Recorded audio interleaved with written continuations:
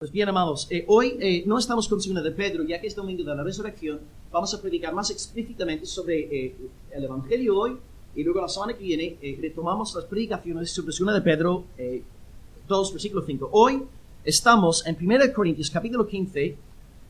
El título de mensaje es ¿qué es el Evangelio? ¿Qué es el Evangelio? Y pues voy a pedir que alguien lea en voz alta, por favor, 1 Corintios 15, del versículo 1 al 5. 1 Corintios 15, del 1 al 5, con el título general, ¿qué es el Evangelio?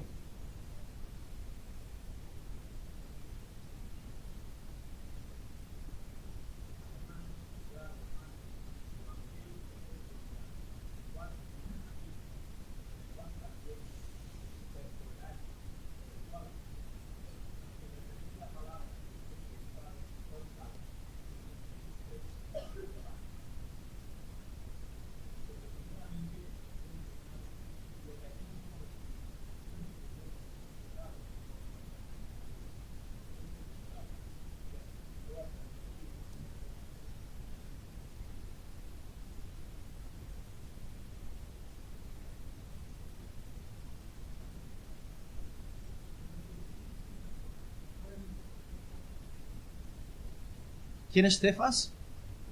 Pedro, muy bien, nada mío, muy bien, Pedro, exactamente. Bien, una pequeña introducción antes de dar los puntos. Estamos aquí en la primera carta a los Corintios, concretamente el capítulo 15. Vamos a empezar en esta mañana considerando algunos datos temáticos de interés sobre esta carta redactada en el año 56 después de Cristo. La carta a los Corintios gira en torno a 8 temas principales. Hoy estaremos con el 8º tema, es decir, el tema de la resurrección. Los primeros 7 temas son prácticos, el 8º tema es doctrinal. Y los temas son los siguientes, no hace falta pues apuntarlo porque luego saldrá en el vídeo. Tema número 1, divisiones en la iglesia. Tema 2, inmoralidad sexual en la iglesia, inmoralidad sexual. 3, varios asuntos relacionados con el matrimonio, la soltería y el divorcio. 4, el comer carne sacrificada a los ídolos. 5, el rol de la mujer en el culto público. 6, el abuso de la cena de Dios, la cena del Señor. 7, los dones espirituales. Y número 8, el tema que nos interesa hoy, la resurrección, el tema de la resurrección. Y Pablo, en un pasaje que no vamos a tocar hoy, llega a decir que si Cristo no resucitó, vana es nuestra fe, vana también es nuestra predicación. Así que vamos a exponer versículos 1 al 5 con 3 puntos y son los siguientes. 1, el evangelio predicado. 2, el evangelio recibido. Y número 3, el evangelio explicado. Repito, 1, el evangelio predicado. 2, el evangelio recibido. Y número 3, el evangelio explicado. Pues empezamos esta mañana con punto número 1, el evangelio predicado, leyendo versículo 1. Dice: Además os declaro, hermanos, el evangelio que os he predicado. Pablo arranca con la palabra además. Es decir, está abriendo un nuevo tema. Está hablando de una nueva realidad. Un 8º tema de importancia en esta carta. Además es importante porque revela que, al igual que Pedro, hay una lógica detrás de lo que Pablo nos está escribiendo. Pablo, al ser lleno del Espíritu Santo, inspirado por el Espíritu Santo, no escribe de forma caótica, sino que hay orden, hay un sistema de pensamiento detrás, hay lógica santificada. Además, hermanos, os declaro el evangelio que os he predicado. Así que Pablo dice aquí que él predicó el evangelio a los hermanos de Corinto, la ciudad de Corinto. Y Pablo aquí está haciendo una conexión entre el evangelio y la resurrección. Todo el tema del capítulo 15 habla sobre la resurrección. Y si tú quieres estudiar un capítulo neotestamentario sobre la resurrección, hay que leer 1 Corintios 15. Es el capítulo par excellence, por excelencia, tocante a la resurrección. Ahora bien, estamos en Corinto. ¿Corinto pertenecía a cuál país del mundo antiguo?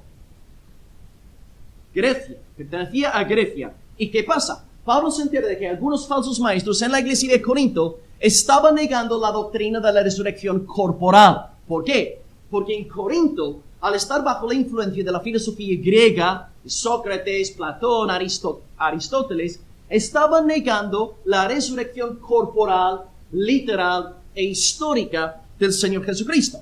Porque según la cosmovisión helena, el pensamiento griego, ellos creían que la vida se trataba de librarnos de la cárcel del cuerpo. El cuerpo es malo, Y por lo tanto los griegos, como Platón, creían en la inmortalidad del alma, pero no creían para nada en la resurrección corporal, porque para ellos el cuerpo era una cárcel. Y por lo tanto Pablo aquí sabe que está metiéndose en un conflicto filosófico con los falsos maestros de la filosofía pagana. Este contraste se puede apreciar muy claramente en Hechos capítulo 17, cuando Pablo llega a predicar a la capital de Grecia, llamada Atenas. Y dice la palabra de Dios en Hechos 17, versículo 31, Pablo está predicando después de haber salido de Tesalónica, Berea, dice Pablo: Dios ha establecido un día en el cual juzgará al mundo con justicia por aquel varón a quien designó. ¿Quién es aquel varón? Jesucristo. Dios va a juzgar a todos por medio de Cristo. Él es Salvador y juez a la vez, dando fe a todos con haberle levantado de los muertos. Resurrección corporal. ¿Cómo reaccionan los filósofos atenienses? Pues dice, versículo 31, pero cuando oyeron lo de la resurrección de los muertos, unos se burlaban y otros decían: ya te oiremos acerca de esto otra vez. Y Pablo salió de medio de ellos. Se burlaban de Pablo por su formación filosófica. Tienen un pensamiento mundano, pagano, y esta forma de pensar anuló el poder del evangelio en sus vidas. Esto puede pasar hoy en el siglo XXI.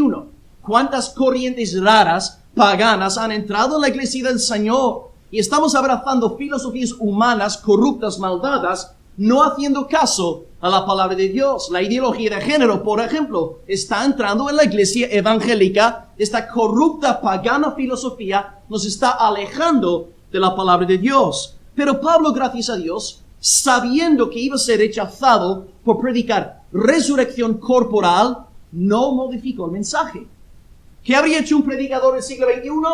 Quitar la doctrina de la resurrección de su presentación del evangelio, para tener más influencia, más popularidad, más gente en la iglesia. Pero Pablo no modifica la semilla. Pablo predica la palabra de Dios, y gracias a Dios sí, muchos rechazaron a Pablo, pero dice la palabra en el versículo 34 de Hechos 17, algunos creyeron, Dionisio y una mujer llamada Damaris, entre otros. Vale, pocos se convirtieron. Pero Pablo no modificó el mensaje con el fin de caer bien al mundo. Una gran lección para los predicadores del siglo XXI. Entonces Pablo sale de Atenas y tira 1 año y medio predicando en otra ciudad griega llamada, y justo hemos leído un pasaje de esta iglesia, Corinto, de Atenas, Tesalónica, Berea, Atenas, y luego sale para Corinto, predica la palabra de Dios. Muchos ahí creyeron, entre los cuales el más famoso, el convertido más renombrado, se llamaba Crispo. Y ahora, 4 años después de salir de Corinto, Pablo está sentado en Éfeso, donde está ministrando también la palabra de Dios, y escribe una carta pensando en la iglesia de Corinto. 4 años más tarde, ahora estamos en el año 56, él predicó en Atenas en el 52, y luego Corinto también en 52, escribe la carta sabiendo que algunos en la iglesia estaban negando la doctrina de la resurrección corporal del Señor Jesucristo. Así que Pablo aquí tiene que reaccionar, porque él sabe que al negar la doctrina de la resurrección literal, corporal e histórica, están poniendo en tela de juicio el evangelio. Pablo tiene que levantar la voz, tiene que proclamar la palabra. No puede perder tiempo callándose. Tiene que advertir a la iglesia de Corinto que si no creemos en la resurrección corporal, no tenemos un evangelio al cual aferrarnos. Pablo pues defiende aquí en el capítulo 15 el evangelio. Y a través de Pablo pues es dado a conocer el evangelio. Pablo, un siervo del evangelio, el cual decía en 1 Corintios 9:16, si anuncio el evangelio, no tengo por qué gloriarme, porque me es impuesta necesidad. Ay de mí si no predicaré el evangelio. En términos nuestros, maldito sea yo si no os predicaré el evangelio. La vida de Pablo estaba fundamentada en el evangelio. El ministerio apostólico de Pablo estaba fundamentado en el evangelio. Y ahora al enterarse de que el evangelio de la resurrección estaba en tela de juicio, tuvo que escribir a la iglesia. Quisiera llamar vuestra atención hacia la intolerancia de Pablo en este sentido, contrastando 2 cartas. Pablo era un hombre muy liberal en el buen sentido de la palabra, un hombre generoso, abierto, amoroso, tolerante, pero en algunos asuntos era extremadamente intolerante. El ejemplo que quisiera usar para demostrar este principio es la diferencia entre la carta a los Gálatas y la carta a los Filipenses. ¿Cuál es la diferencia? En la carta a los Filipenses, Pablo se entera de que hay gente corrupta, malvada, que está predicando el Evangelio de Jesucristo con el fin de hacer daño a Pablo. Pero Pablo sabe que estos están predicando fielmente el Evangelio, aunque sean corruptos, malvados y malhechores. Y Pablo dice a la iglesia de Filipos, pues mirad, Cristo está siendo anunciado. Pase lo que pase conmigo, Cristo está siendo anunciado, me glorío en esto y en esto me gloriaré aún. Cristo está siendo anunciado, por lo tanto Pablo no se queja. Pero ¿qué pasa en la carta a los Gálatas? En la carta a los Gálatas ya no son personas malvadas, corruptas, paganas, es gente piadosa, gente santa, que está predicando, si tú quieres ir al cielo, tienes que creer el Evangelio y guardar toda la ley de Moisés. Ahora es gente buena, gente piadosa, gente recta, gente más santificada que nosotros, pero ¿cómo reacciona Pablo en la carta a los Gálatas? ¡Ah! Rugiendo. Y Gálatas es la carta más agresiva, vehemente de la pluma del apóstol Pablo. ¿Por qué? Porque hay una reacción en Filipenses y otra reacción en Gálatas. Porque en Gálatas el Evangelio está bajo ataque. Él sabe que si estos judaizantes triunfan, la iglesia de Dios no va a tener la salvación en Jesucristo. La salvación no es fe más obras, sino fe en las obras del Señor Jesucristo. Entonces Pablo en Filipenses no se molesta. Sí, los soldados romanos le están persiguiendo porque estos hombres están predicando el Evangelio de Pablo, pero él se alegra porque Cristo está siendo anunciado correctamente. Pero en Galacia la reacción es completamente distinta porque está en juego el Evangelio. Y por esta razón, en 1 Corintios 15, Pablo habla muy claramente, porque si no hay resurrección, nuestra predicación es vana, vuestra fe es vana, y Pablo es un mentiroso porque él ha dicho que Dios resucitó a Cristo cuando en realidad no sucedió. Así que yo quisiera cerrar este primer punto en esta mañana, diciéndoos claramente, hermanos, que la resurrección corporal, literal, es una doctrina cardinal, esencial, fundamental, indispensable y necesaria en nuestra confesión de fe cristiana. Sin la resurrección literal de Cristo, no tenemos un evangelio que predicar. Tened cuidado en España con aquellos pastores que están diciendo en sus congregaciones que Cristo resucitó, pero metafóricamente, simbólicamente en los corazones de los discípulos. Falso evangelio, falsos maestros, falsos predicadores. Si Cristo no resucitó literal, corporalmente, al tercer día, estamos en nuestros pecados y no podemos ser salvados. Esta doctrina de la resurrección de Jesucristo es no negociable. Sí, hermanos, en doctrinas secundarias hay mucha libertad. Mira, predicamos hace 2 semanas sobre los ángeles caídos. Es una doctrina difícil. Uno puede posicionarse en un campo, otro campo, nos amamos. Uno puede tener una perspectiva escatológica diferente. No pasa nada. Pero hermanos, cuando hablamos sobre la muerte expiatoria de Cristo, su resurrección literal al tercer día, tenemos que ser intolerantes por amor a la palabra de Dios. No somos intolerantes por naturaleza, pero cuando el evangelio está bajo ataque, sí. Si hay que ser intolerantes para la gloria de Dios y el bienestar eterno de su amado pueblo. La resurrección es una doctrina no negociable de nuestra fe y por lo tanto no podemos tener comunión con nadie que niegue la resurrección del Salvador al tercer día. Punto número 2. El evangelio recibido. Versículos 1 al 2. Además, hermanos, os declaro el evangelio que os he predicado. Claro, 4 años antes yo os prediqué el evangelio estando ahí con vosotros 1 año y medio. El cual también recibisteis, en el cual también perseveráis, por el cual asimismo, si retenéis la palabra que os he predicado, sois salvos. Si no creísteis en vano. Por el cual asimismo, si retenéis la palabra, si retenéis el evangelio que os he predicado, sois salvos. Si no creísteis en vano. Entonces, En el primer punto os expliqué que la resurrección es cardinal, fundamental. ¿Pero por qué? Segundo punto nos da la respuesta. Porque este evangelio de la resurrección literal de Jesucristo determina, condiciona nuestra salvación eterna. Si Cristo no resucitó literalmente, no podemos ser salvados. Seguimos en nuestros pecados. Y por eso Pablo aquí dice, versículos 1 y 2, que nosotros somos salvos gracias al evangelio de la resurrección del Señor Jesucristo. Bien, en Hechos 18, Pablo predicó en Corinto, muchos creyeron, vimos los nombres de Dionisio y de Dámaris, entre otros. Ellos recibieron el evangelio en el año 52, algunos recibieron el evangelio. Así que hasta el día de hoy sucede lo mismo. El evangelio es predicado en todo el mundo, en todas las naciones, pero muy pocos realmente creen el evangelio. Mira, estamos en Almería, 200,000 personas más o menos en Almería, y cuando somos aquí en esta mañana, somos aquí 70 personas, y sumáramos todas las iglesias evangélicas de Almería, somos muy pocos comparados con los 200,000 personas que hay aquí. E incluso entre nosotros, en la iglesia visible, no todos creéis en el evangelio. No todos sois salvos. Es decir, los salvos somos un grupo muy, muy pequeño, siempre un grupo reducido.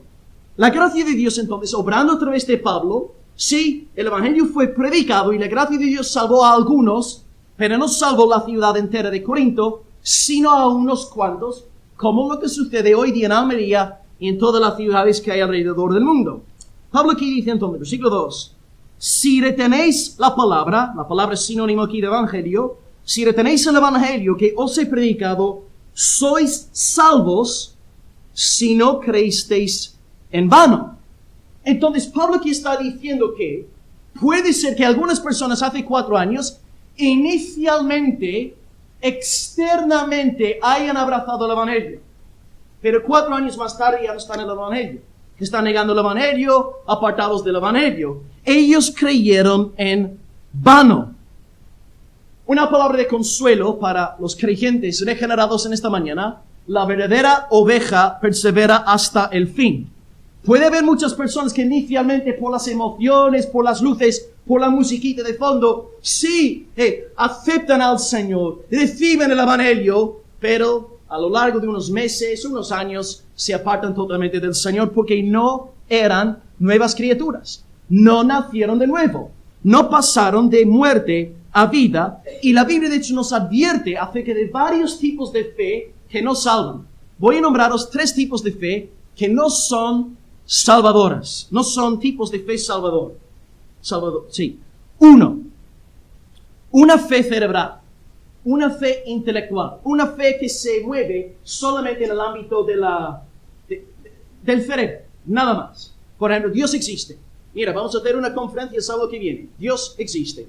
Vale, aun si todos los ateos reconociesen que Dios sí existe, no son salvos. Tú no eres salvo por creer que Dios existe. Dios existe no es el evangelio.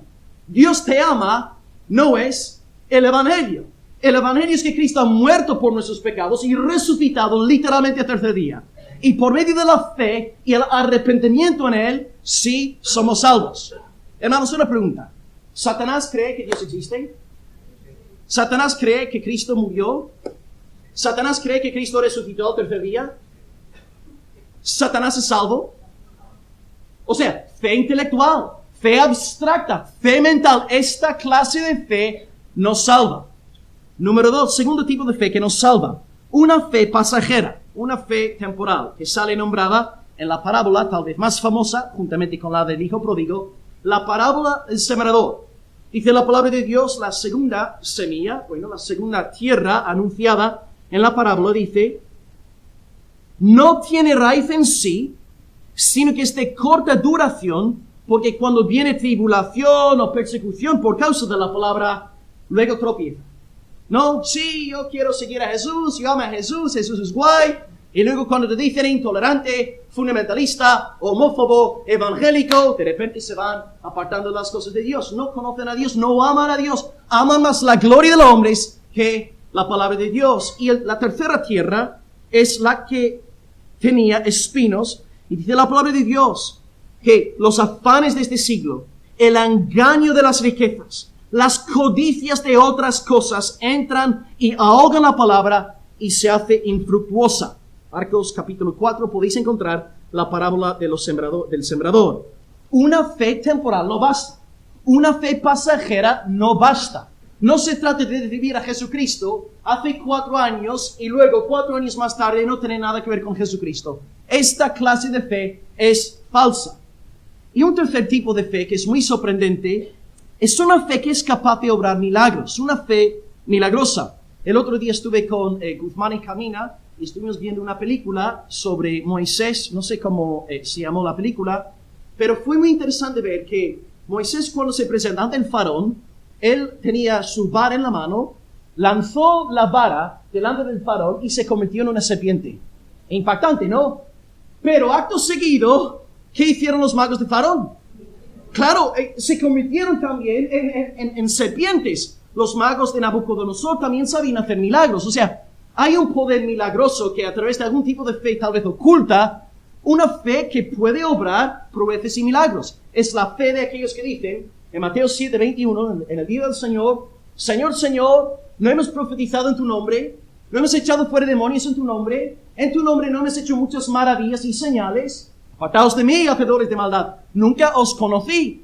Es la fe de Judas Iscariote, que estuvo 3 años echando fuera demonios, sanando a los enfermos, levantando a los muertos, predicando el evangelio. Una fe poderosa, impactante, pero no salva a nadie. Así que la fe intelectual no salva. La fe pasajera no salva. La fe milagrosa tampoco salva. ¿Cómo entonces es la fe verdadera, la fe salvadora? ¿Cómo podemos saber si de verdad tenemos fe nacida de Dios? Pues según los reformadores, hay 3 palabras que nos ayudan a entender si tenemos fe auténtica o no, y son 3 palabras en latín. Pues vamos a pedirle al Señor que me ayude a pronunciar bien cada una de estas 3 palabras. Número 1, para tener una fe verdadera, salvadora, la primera característica, según los reformadores, es algo llamado noticia. Noticia, N-O-T-I-T-I-A,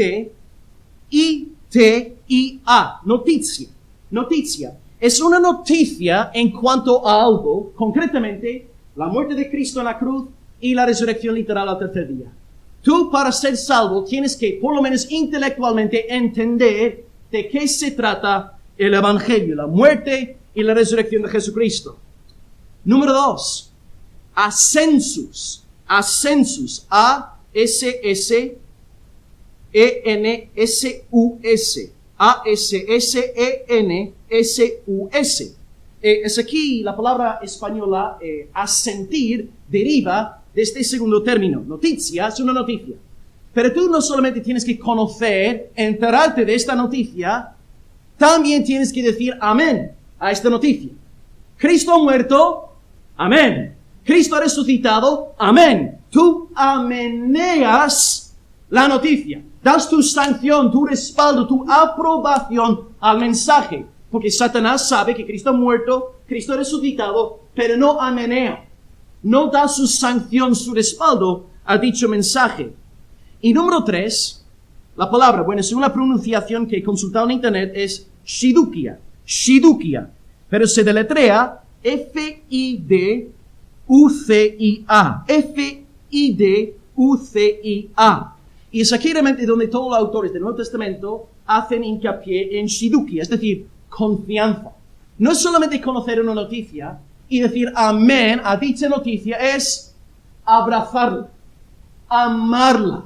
Que esta noticia se convierta en el tesoro, la perla de tu alma, tu gozo, tu alegría, tu todo en todo. Esta clase de fe salvadora es la fe labrada en el alma por el Espíritu Santo de Dios.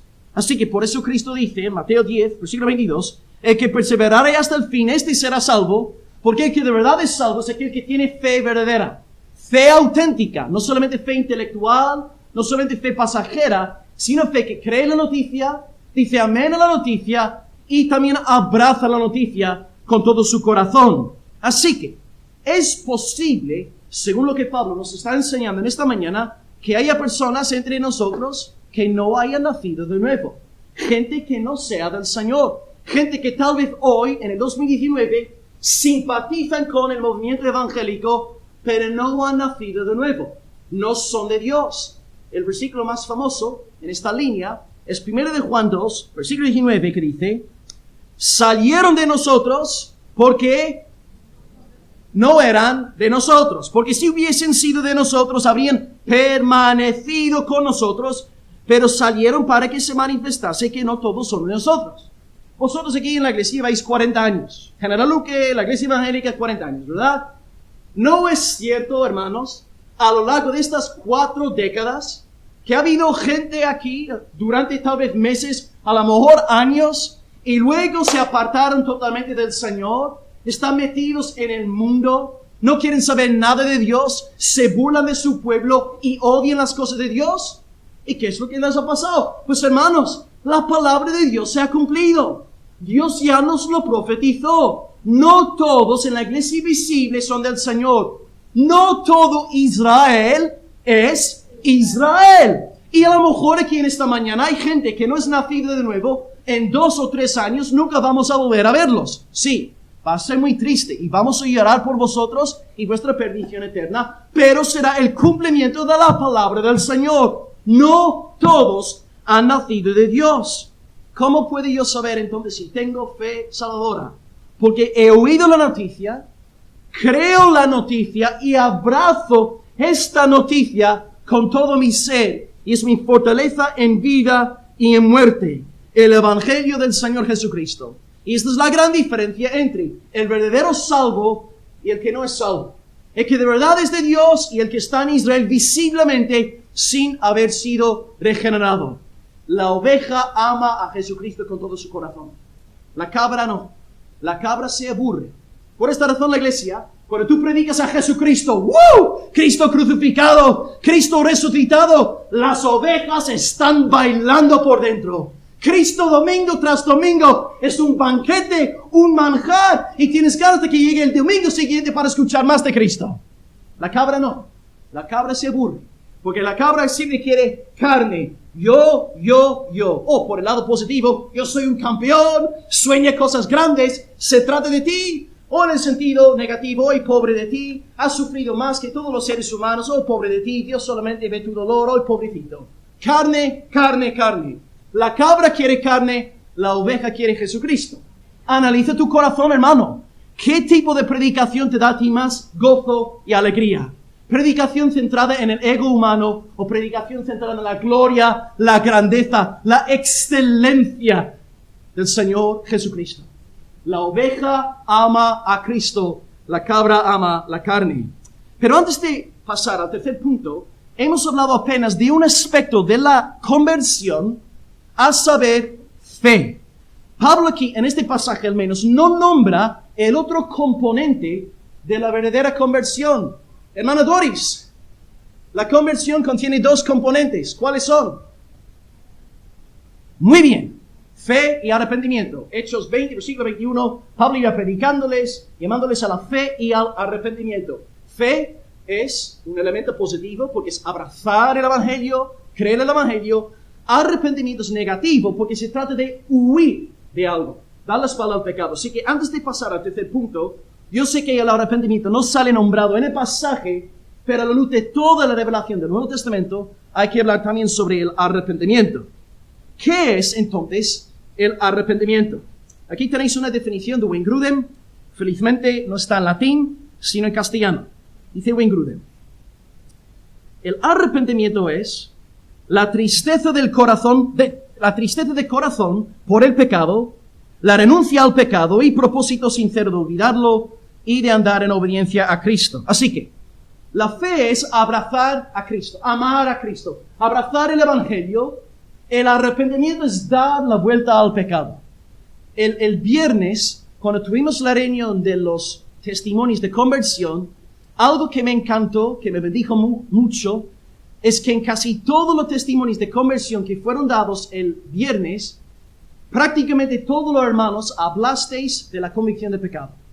Os disteis cuenta de lo viles, lo malvados y lo corruptos que sois fuera de Jesucristo. Cuando tú ves a una persona hablar en este lenguaje, tú sabes que esta persona ha pasado de muerte a vida. Porque por naturaleza todos nos vemos buenos, somos super majos y nos creemos la caña. Pero cuando hay una verdadera obra de conversión, sabemos que somos grandes y malvados pecadores. Un buen ejemplo de la conversión sería el mismo Pablo. Lo que os leí el viernes, ¿os acordáis? Pablo iba en camino a Damasco, ¿con qué propósito? Perseguir a los creyentes, y luego de repente Cristo se le aparece, llama a Pablo y de repente dedica su vida a edificar a la iglesia. Conversión. Iba en esta dirección y de repente 180 grados para atrás. Pablo convertido. Otro ejemplo famosillo es el ladrón ese, Zaqueo, Lucas capítulo 19, que robaba a su gente para dar dinero a los romanos. Dice la palabra de Dios que él dice a Jesucristo, después de ser convertido, Señor, yo voy a dar la mitad de mis bienes a los pobres. Y si en algo hubiera yo defraudado a alguien, le voy a devolver cuadruplicado lo que le quité. Y Jesús dice, wow, de verdad, este hombre también es un hijo de Abraham. La salvación ha llegado a esta casa. ¿Por qué? Arrepentimiento. Una vida cambiante y transformada. Hoy es cierto que predicamos mucho sobre la fe, hay que creer, sí, pero hay que también predicar sobre el arrepentimiento. Si no hay frutos de arrepentimiento, no hay salvación. No hemos pasado de muerte a vida. Tú sabrás que de verdad te has arrepentido cuando en tu corazón hay un santo asco, un santo odio hacia todas las cosas que antes amabas. No puedes seguir andando en las mismas tonterías que antes, es imposible. Ahora odias lo que antes amabas y amas lo que antes odiabas. Eres un ser diferente. Has cambiado por completo. Sigues siendo tú, misma talla, mismo tamaño de zapato, pero tú sigues siendo tú, pero con un corazón totalmente regenerado.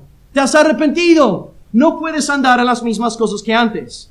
Así que la fe y el arrepentimiento son necesarios si de verdad hemos de ser salvos. Fe y arrepentimiento. Y último dato antes de pasar al tercer punto. La fe y el arrepentimiento tienen que caracterizar nuestras vidas hasta la muerte. No es suficiente con levantar tu mano en una campaña evangelística con las luces y la musiquita. Yo sí acepto al Señor Jesús. No.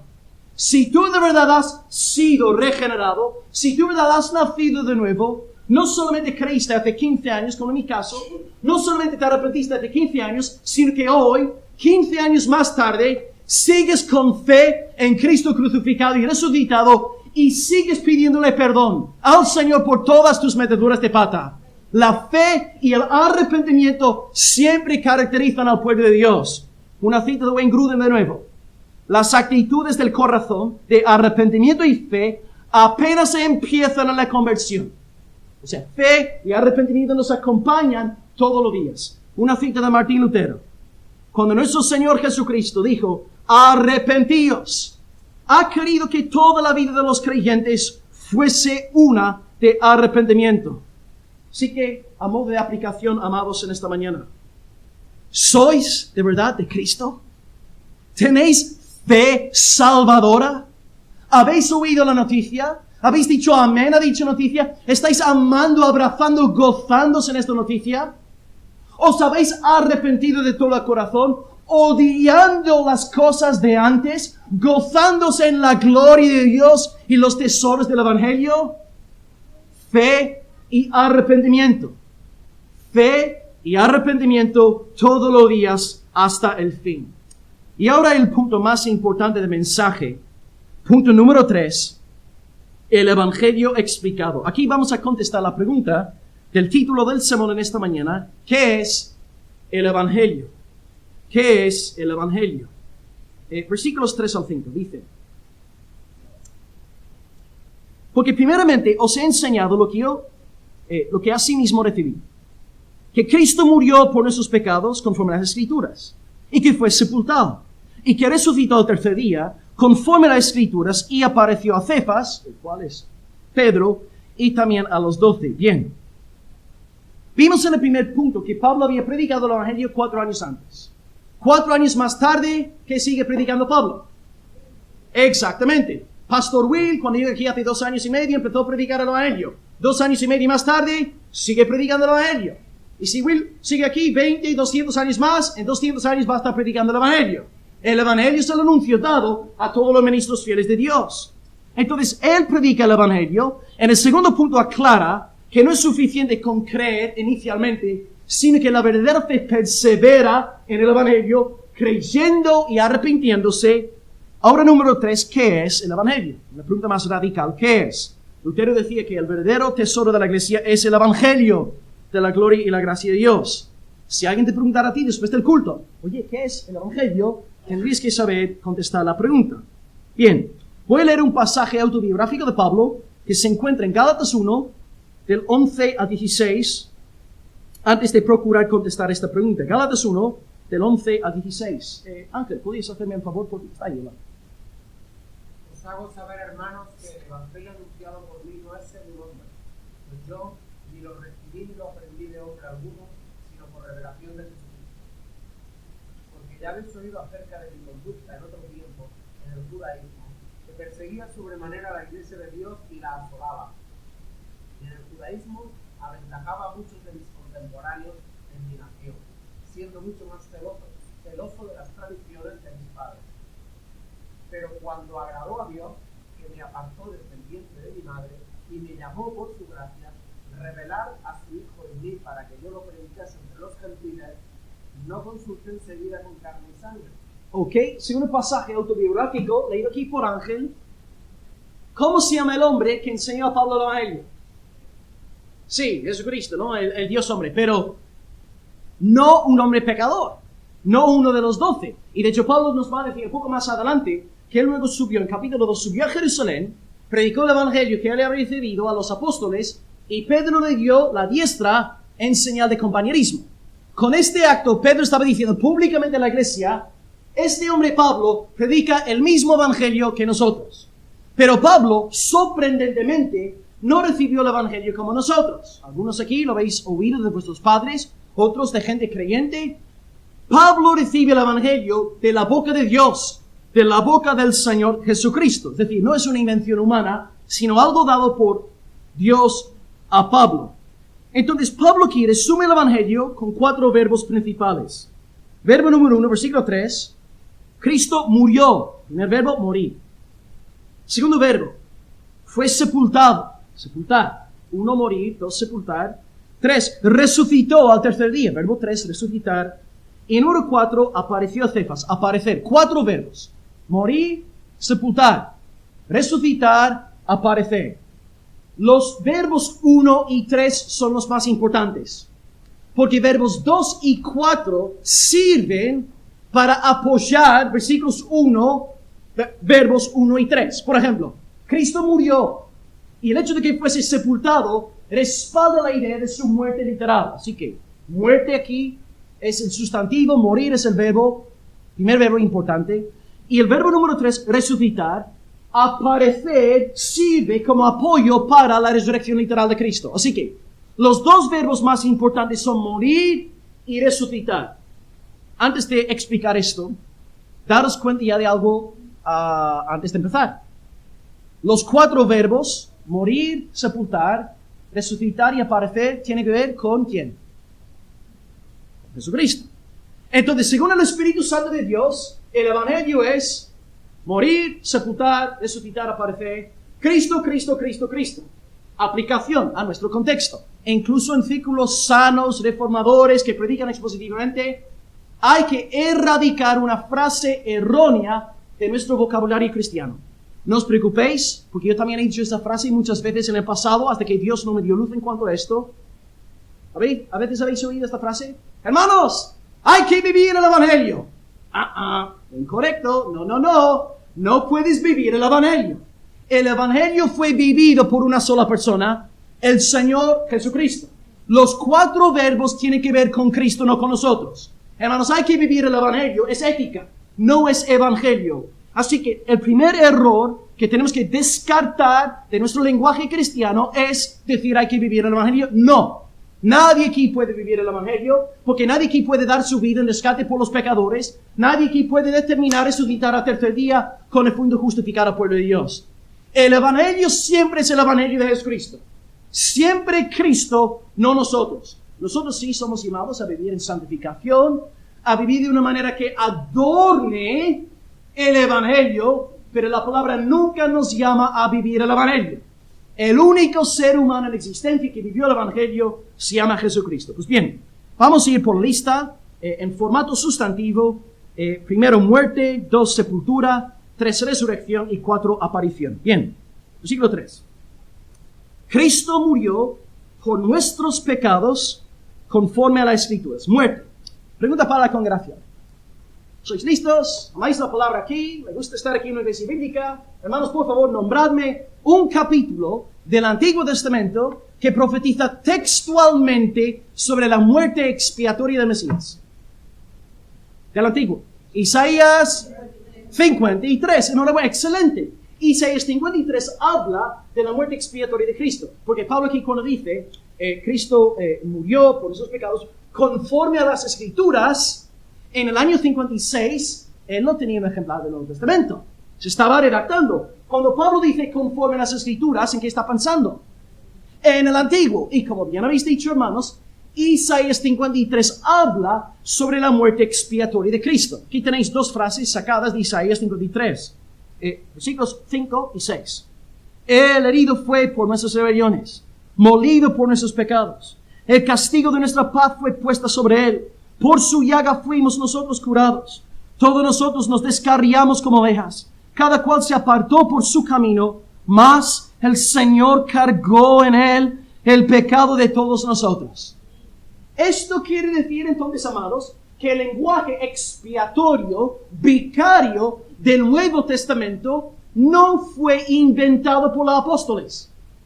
Ellos descubrieron esta doctrina en los folios del Antiguo Testamento. Todo fue profetizado. Ahora la pregunta es, ¿cómo puede Isaías, 700 años antes, profetizar acerca del Mesías? ¿Cómo es esto posible si yo no sé lo que va a pasar esta tarde?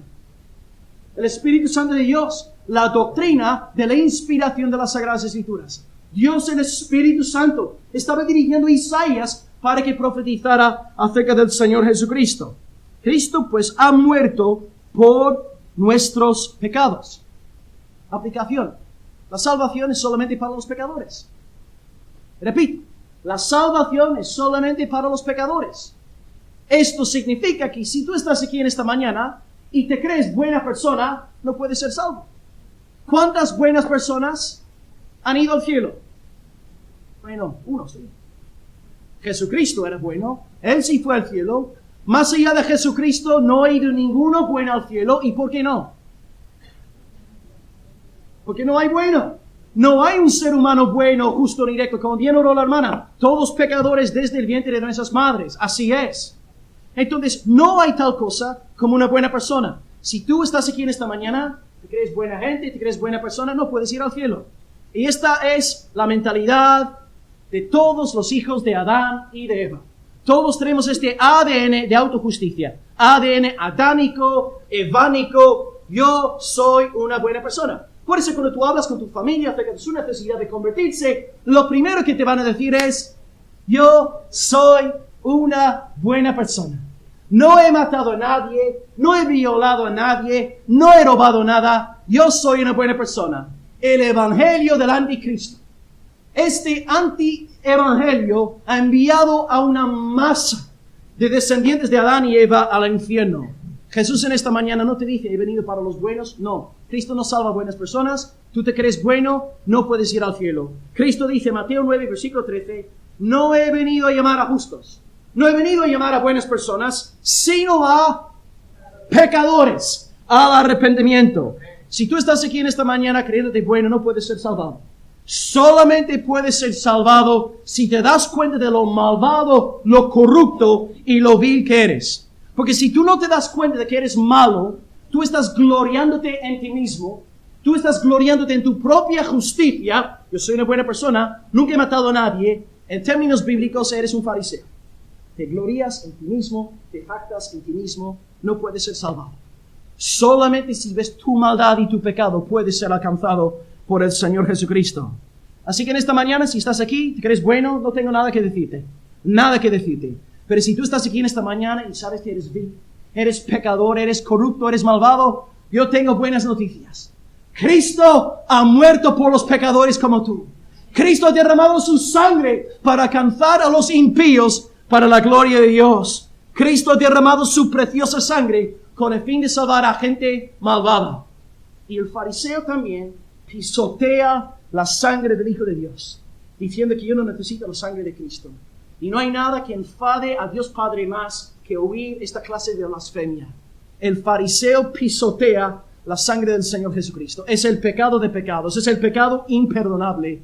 No abrazar la potencia y la eficacia de la sangre derramada del amado Hijo de Dios. Fuera de su sangre no hay perdón posible, ni en este siglo, ni en el siglo venidero. Por lo tanto, os pido a todos en el amor de Dios, que vosotros dejéis de ser fariseos, que dejéis de creeros buenos, y que os rindáis delante del Señor Jesucristo, diciéndole en esta mañana: Señor Jesús, Hijo de David, ten misericordia de mí.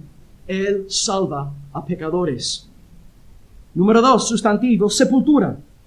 Sepultura, repito lo que dije antes. La sepultura resalta la veracidad de la muerte del Señor. Ya que fue sepultado literalmente, sabemos que murió literalmente. Cristo fue crucificado. Los soldados romanos decidieron no romperle las piernas. ¿Alguien sabe por qué? Porque ya estaba muerto, exactamente. Los soldados romanos habrían presenciado miles, millares de muertes de criminales en la cruz. Ellos sabían perfectamente cuando un hombre estaba muerto. Sabían que Jesús estaba muerto. Juan 19:33, cuando llegaron a Jesús, como vieron que ya estaba muerto, no le quebraron las piernas. Y ya que estaba muerto, ellos sabían cuando alguien estaba muerto, entregaron a Jesús a José de Arimatea y él fue sepultado literalmente. La doctrina de la sepultura literal es muy importante porque salvaguardó a la iglesia primitiva de dos grandes herejías que fueron bastante populares. Un error llamado docetismo y otro relacionado que se llama gnosticismo. Ambos, por cierto, del mundo griego, del mundo de Sócrates, Platón, Aristóteles. Ellos enseñaban que el cuerpo es, a ver si lo pronuncio bien en español, intrínsecamente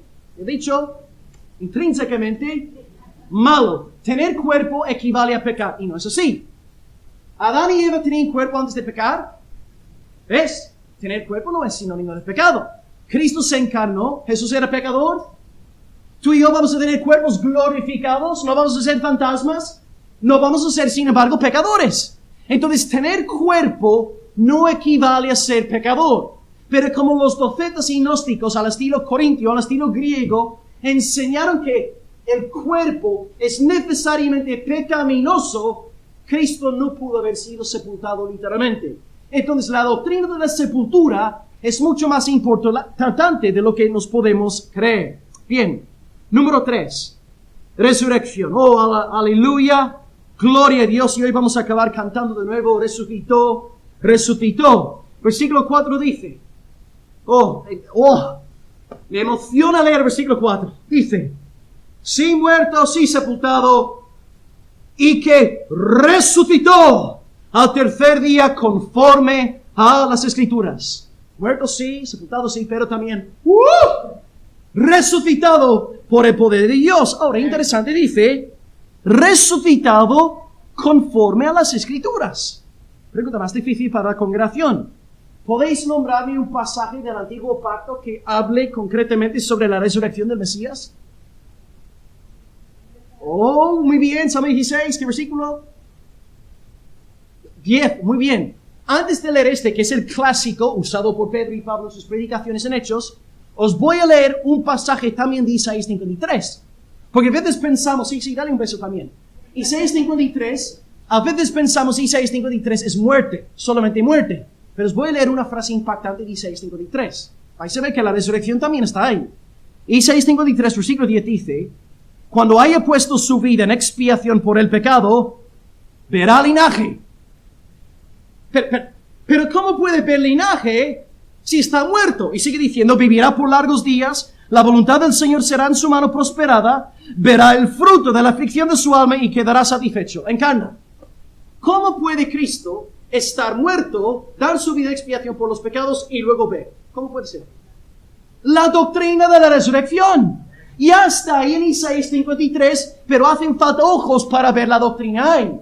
Y ahora vamos a ir al pasaje clásico, Salmo 16, versículo 10, que fue predicado por la iglesia primitiva, dice, el Salmo de David, no dejarás mi alma en el Seol, ni permitirás que tu santo vea corrupción. Tanto Pedro como Pablo usaban la misma lógica. Este salmo no se aplica a David, según su explicación apostólica, porque David, su cadáver sí vio corrupción. David murió, pereció, su cuerpo fue comido por los gusanos. David, cuando habló así, estaba hablando de alguien, uno de sus hijos, concretamente del Señor Jesucristo, el verdadero hijo de David. Entonces, la resurrección de Cristo estaba prefigurada ya en el Antiguo Testamento. Y la resurrección, en términos de nuestro amado hermano Miguel Núñez, dice, la resurrección fue el amén del Padre a la ofrenda perfecta del Hijo 3 días antes. Jesús expira por última vez, entregando su alma al Padre, y Él dijo al Padre, consumado es. Al tercer día, amén. Así es. Sal de la tumba, amado Hijo. Recibe gloria, recibe honra por los siglos de los siglos. La resurrección es la manifestación pública de que Dios el Padre aprobó el ministerio, la enseñanza y la persona de Jesucristo. Si Jesús no hubiese salido de la tumba, no podríamos tener seguridad de que Dios el Padre había aceptado su ofrenda.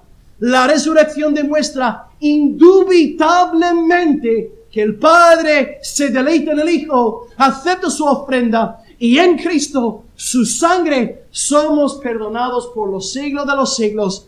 ¡Aleluya! ¡Gloria a Dios! Alabado sea Dios el Hijo, Dios el Padre y Dios el Espíritu Santo.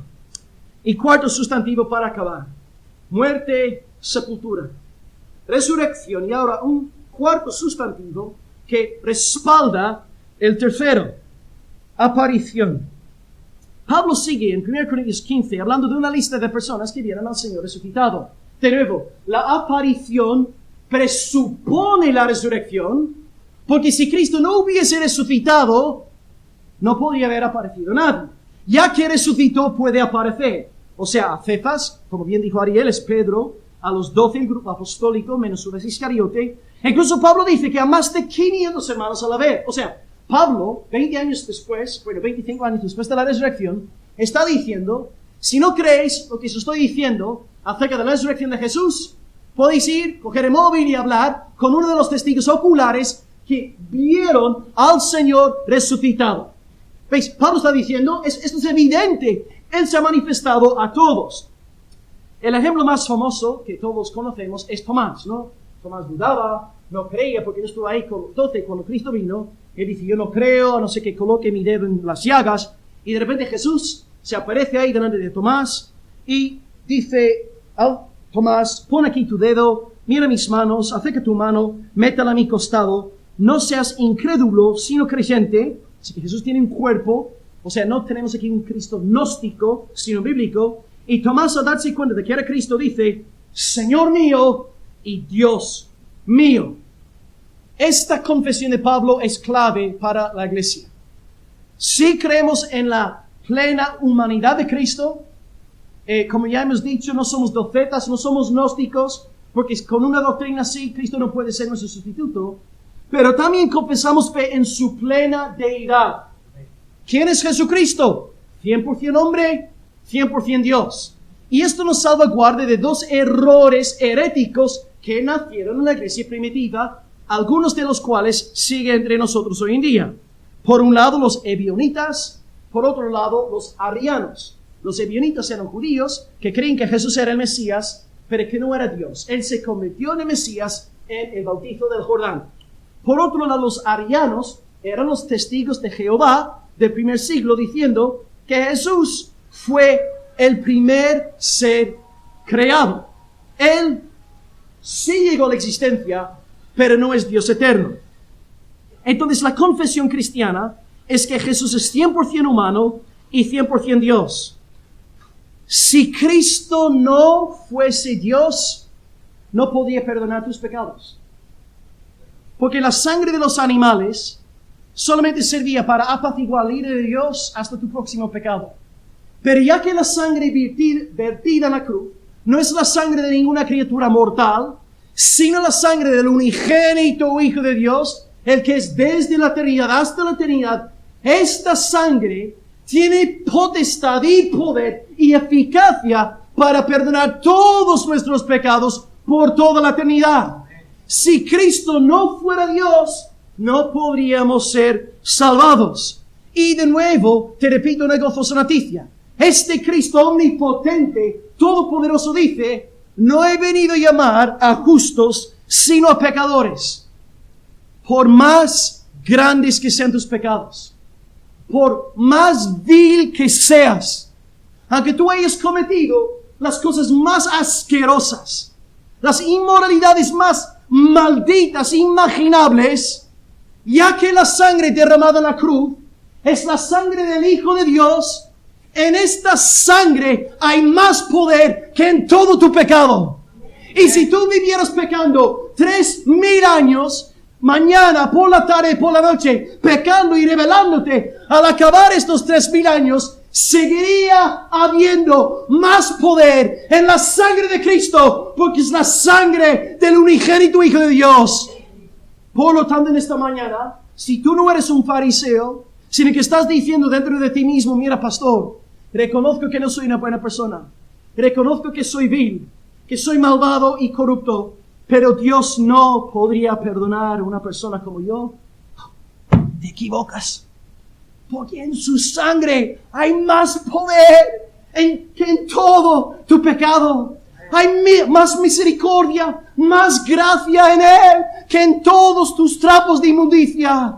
Oh, con una mirada de fe en el Cristo crucificado, exaltado, resucitado, 100% hombre, 100% Dios, puedes ser más blanco que la nieve. Cristo es más poderoso que tu pecado. Cristo es más fuerte que tu condenación. Abraza a Cristo. Y si estás diciéndote Cristo no puede perdonarme a mí, es precisamente por ti que sí quiere perdonar y rescatar. Es en Cristo que Dios el Padre pronuncia su palabra de absolución. Hijo, tus pecados te son perdonados. En Cristo, a través de este flojo, despreciable, inútil predicador, tenemos este tesoro en vasos de barro y Dios está hablando por medio del Espíritu Santo a todos aquí. En Cristo hay perdón. En Cristo hay misericordia. En Cristo hay salvación. Corred pues hoy a la cruz. Abrazad la gozosa noticia del Evangelio, que Cristo ha muerto por los pecadores y ha resucitado al tercer día sobre el pecado, sobre la muerte, sobre Satanás. Clamad al Señor en esta mañana. Sed salvos para la gloria del Padre, la gloria del Hijo y la gloria del Espíritu Santo de Dios. Acabamos leyendo el texto por última vez. Además os declaro, hermanos, el Evangelio, oh poderoso Evangelio que os he predicado, el cual también recibisteis, en el cual también perseveráis, por el cual asimismo, si retenéis la palabra que os he predicado, sois salvos, si no creísteis en vano. Porque primeramente os he enseñado lo que asimismo recibí, que Cristo murió por nuestros pecados conforme a sus Escrituras. Oh, bendito sea Señor Jesús. Que fue sepultado, que resucitó al tercer día conforme a las Escrituras, y apareció a Cefas y a los 12. Hoy hemos visto 3 puntos. Punto número 1, el Evangelio predicado. 4 años antes, en el año 52, Pablo predicó el Evangelio en Corinto. No suavizó el Evangelio, no pulió el Evangelio, no modificó el Evangelio con el fin de caer bien a nadie. Predicó el Evangelio y por la gracia de Dios el Señor salvó a gente. Y os expliqué en el primer punto que vimos 2 reacciones diferentes de Pablo en la carta a los Filipenses y en la carta a los Gálatas. Porque en Filipenses el Evangelio no estaba en juego, pero en Galacia sí. Somos tolerantes, somos gente amorosa, bondadosa, pero cuando el Evangelio está en juego tenemos que rugir como leones fieles al espíritu de Pablo. Número 2, el Evangelio recibido. Explicamos que no es suficiente con solamente recibir esta noticia en un momento dado de nuestras vidas. La verdadera conversión, la verdadera fe, el verdadero arrepentimiento siempre caracterizan a aquella oveja que ha pasado de muerte a vida, Así que, hermanos, a perseverar en la fe, a perseverar en el arrepentimiento hasta que Cristo vuelva. Y número 3, el Evangelio explicado. El Espíritu Santo ha usado 4 verbos para hablarnos sobre el verdadero Evangelio: morir, sepultar, resucitar, aparecer. Verbos 2 y 4 respaldan verbos 1 y 3. El Evangelio que predicamos es la muerte de Cristo por los pecadores y la resurrección literal de Cristo al tercer día, el amén del Padre, para que todos entendamos que el único medio al cielo es la sangre del bendito Cordero de Dios. Y pues podemos acabar diciendo a todos en esta mañana: si sois nacidos de Dios y sois del Señor, hermanos, adelante en este glorioso Evangelio. Seguid gozándose en el Evangelio, alimentaros del Evangelio, leed de Cristo crucificado, resucitado, y que este mensaje siga siendo vuestro gozo. Y luego también a los incrédulos en esta mañana: si estáis aquí, os creéis buenas personas, no tengo nada que deciros. Nada que deciros, el infierno os espera, sois hijos del diablo. Pero vosotros que sois incrédulos y habéis visto en esta mañana vuestro pecado, vuestra maldad, y sabéis que sois corruptos, recordad que en esta sangre derramada, ya que sangre del Hijo de Dios, hay más poder, hay más gloria que en toda tu maldad, en todo tu pecado. Dile hoy en esta mañana: Señor Jesús, entiendo que has venido no para los buenos, sino para los malos. Ten misericordia de mí. Creo en tu muerte expiatoria, creo en tu resurrección literal. Quiero servirte en fe, en arrepentimiento. Que hoy sea un día de salvación para la gloria de nuestro Dios. El pueblo de Dios dijo: amén.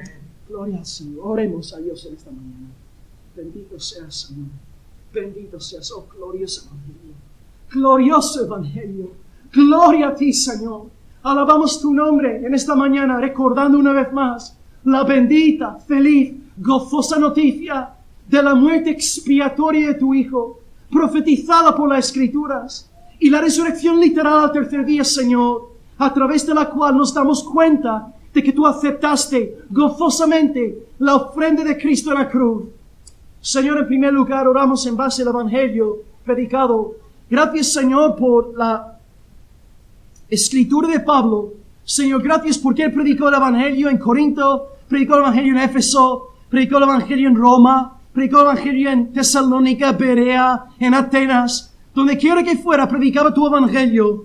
Y te pedimos en nuestros días, Padre, que levantes predicadores, Padre, fieles al Evangelio de Jesucristo, que no se cansen de anunciar las virtudes de aquel que nos trasladó de las tinieblas a su luz admirable. Señor, danos iglesias centradas en el Evangelio, vidas centradas en el Evangelio de Cristo, y haz que seamos proclamadores del Evangelio por doquier. Segundo lugar, te damos gracias por el Evangelio recibido. Señor, yo sé que llevo 15, 16 años en el Evangelio. Esta iglesia lleva aquí 40 años. Y Señor, ¿cuántas personas habrán estado aquí? Meses, otros años, otros incluso siendo hijos de creyentes, estando aquí 15, 16, 17 años, para luego volver al lodo y dar vueltas en el charco del mundo. Señor, pero es el cumplimiento de tu palabra, porque no todo Israel es Israel. Y Señor, oramos en esta mañana dándote gracias, porque si tenemos fe salvadora, ha sido labranza del Espíritu Santo de Dios en nosotros. Has tenido misericordia, has tenido gracia de nosotros, y te alabamos, te damos gloria, porque entendemos que la salvación no es de nosotros, sino de ti, de tu beneplácito, de tu buena voluntad. Y pedimos, Padre, conforme a tu multiforme gracia, que sigas derramando los dones de fe y arrepentimiento, Señor, para que muchos sean añadidos a tu iglesia. No está en nosotros, no está en nosotros el salvar, no está en nosotros por medio de manipulación emocional, Señor. Está en tu palabra, está en tu Espíritu Santo. Y te pedimos que salves, Señor, a muchos que un día anduvieron con nosotros externamente, pero ahora están totalmente alejados de ti. Y Dios, en tercer lugar, alabado seas por el Evangelio explicado. Señor, elimina, borra, descarta de nuestra mente esta idea errónea de que tenemos que vivir el Evangelio. Entendemos que el Evangelio es Cristo, Cristo, Cristo, Cristo, morir, sepultar, resucitar, aparecer. Señor, danos pasión por un evangelio cristocéntrico. Y te alabamos porque hoy has fortalecido nuestra fe, porque hemos visto cómo Isaías, como David, profetizaron por tu Espíritu Santo de la gloriosa muerte y resurrección del amado Hijo de Dios. Señor, quiero orar primeramente por las personas que se creen buenas entre nosotros. Señor, te pido que quites la ceguera de sus ojos, Señor. Líbralos de esta maldita mentira de Satanás, que los está enviando directamente a la condenación eterna. Señor, enséñalos, Señor, en esta mañana, su vileza, su putrefacción moral delante de ti. Y Dios, una vez revelado su maldad, enséñeles la potencia, la eficacia de la sangre del unigénito Hijo de Dios. Gracias a ti, Señor, hay más poder en una sola gota de la sangre de tu Hijo que en miles de años de nuestro pecado. Gloria a ti por el Evangelio. Gloria a ti por la sangre derramada. Gloria a ti por la resurrección al tercer día. Señor, te celebramos en esta mañana y te pedimos que como congregación perseveremos en este Evangelio, que siempre sea central, que siempre sea el eje, la fuente, el fundamento de todo. Y Señor, queremos acabar cantándote, dándote gracias y gloria, celebrando tu nombre por la gloriosa resurrección, a través de la cual entendemos que Cristo es el amado Hijo de Dios, el Cordero venido por los pecados del mundo. Te cantamos en el nombre de Cristo, y el pueblo de Dios dijo, amén. Tú eres Señor. Nos ponemos en pie, hermanos.